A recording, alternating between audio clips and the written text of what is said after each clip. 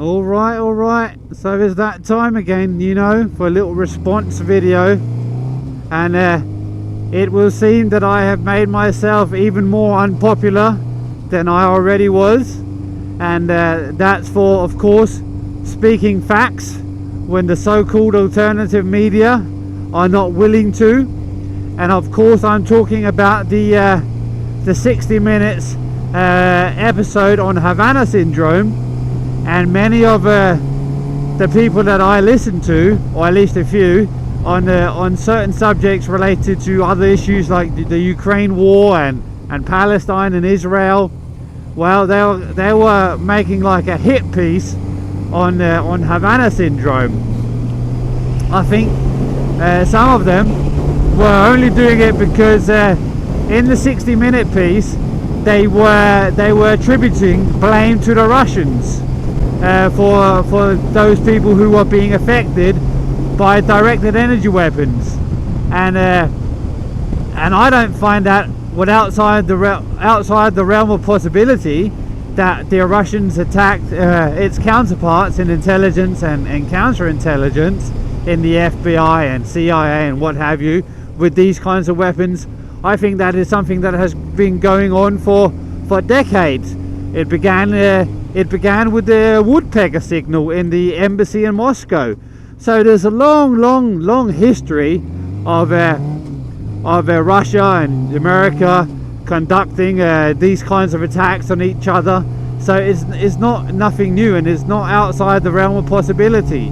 And they were literally going. They were. Let me just overtake here.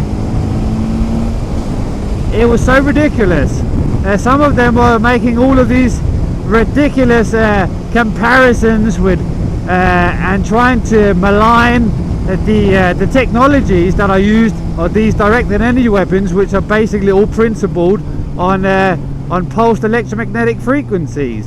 And they were kind of taking a piss out of this as if this wasn't something real, despite how long it has been going on for. You know, it's been going on for decades, as I say.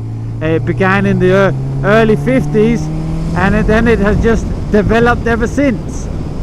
And Glenn Greenwald was one of those people who published a tiny fraction of the Snowden documents, and only as it relates to commonly understood capabilities by the NSA and whatnot. And they sat or sold all the other documents for them to be to open a so-called independent media, which was called The Intercept, which was run by the founder of PayPal, who has close ties to government and the NSA. So anybody who can remember the whole debacle with the Snowden documents and The Intercept will know that Glenn Greenwald is not exactly trustworthy when it comes to government things and the like.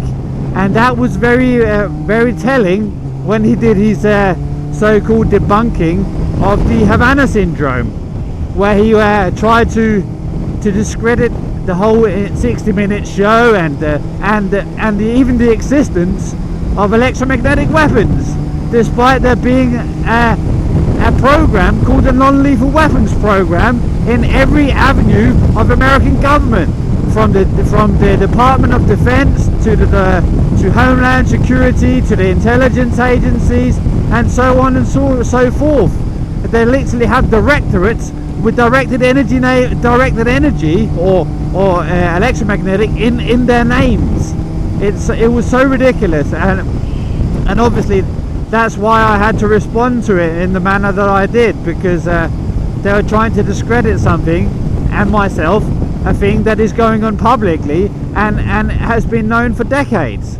So that's why I went out and countered the narrative, and which has made me even more unpopular than I already was to begin with the so-called independent media, who are not willing to touch anything on the subject that has to do with the emerging technologies of neuroscience and electromagnetic weapons, funny enough.